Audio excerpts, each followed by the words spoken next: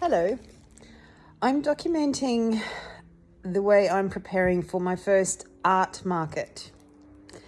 Now, everything I'm doing is without any assistance. Yes, I have looked at how other artists have presented at art markets. I really hope my presentation is up to their standards because some of their displays are so beautiful. And so I'm feeling very nervous about this market that's coming up because I've seen the other artists and they are all incredibly talented and beautiful artists. And, my art, I love it and I hope other people love it. But if people don't love it, that's okay. Art is subjective. It's really personal taste. And, that's fine. I want to look professional. I want it to look presentable, so that is impressive. And then whether they like my art or not, that's a bonus. But having an impressive display is really important to me. And I have no money, I'm doing this I got a couple of old boxes that someone gave me and they're going to look beautiful to hold some art displayed in it.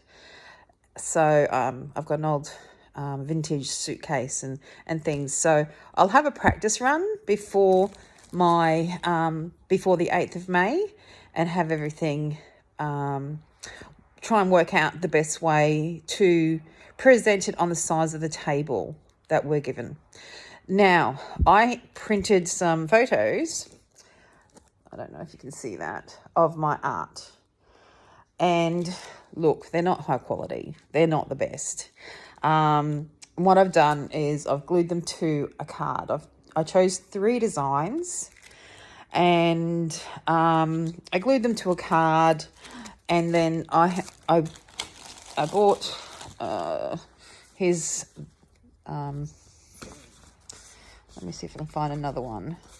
Okay, here we go. That's another one. And on the back I've put a sticker. Now that sticker, which is really hard to see on this video, is actually my art, and it just has a little quote and thank you with my Instagram account name, which is Art from the Psych Ward, same as the YouTube name. And then I wrapped it in cellophane bags that I bought. So I've bought 3 different sizes of cellophane bags because I have a lot of unframed art in A4 and A3 sizes. So I'm going to put those on with some cardstock or something that won't, that will protect them, and then sell that art. And then I'll have my framed art, which is, I guess, the more high-end, what I consider my high-end style of art, and worthy of spending the money on framing to sell. Plus I've got some stretch canvas pieces as well. So all this art practice stuff is a very unknown territory for me. I've joined a mentoring group and having my first Zoom chat with a mentor next week around art practice. So that will be fantastic to listen, learn, soak it all in like a sponge. And I want to find out about doing limited edition prints. And how many do you do? And is it a real dicky thing to do if you are an unknown artist, to print off 100 prints and signed and number them? Is that dicky? I don't know. Or is that, just really good preparation for what I aspire to achieve. I don't know. I go through constant imposter syndrome, of course, but I do love doing art, and I do get a lot of people telling me that my art is beautiful, and I love that feedback. It's okay to tell me if it's not your cup of tea. Totally get that. I mean, I will tell people certain styles aren't my cup of tea at all. Like, I don't really like impressionism art. I don't like much landscape and art that looks like you could have just taken a photo.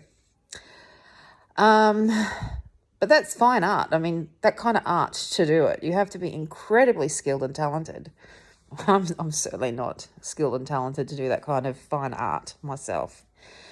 Anyway, so I just thought I'd pop this video up on YouTube to talk about my very early beginnings, my first art market. I've got a box sitting in my lounge room floor, which is from the Brisbane City Council, because I'm going to be painting a traffic light signal box.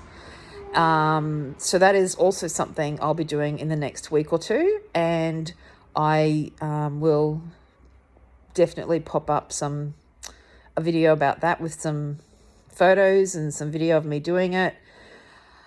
And I'm really excited because it's in my community, and I've chosen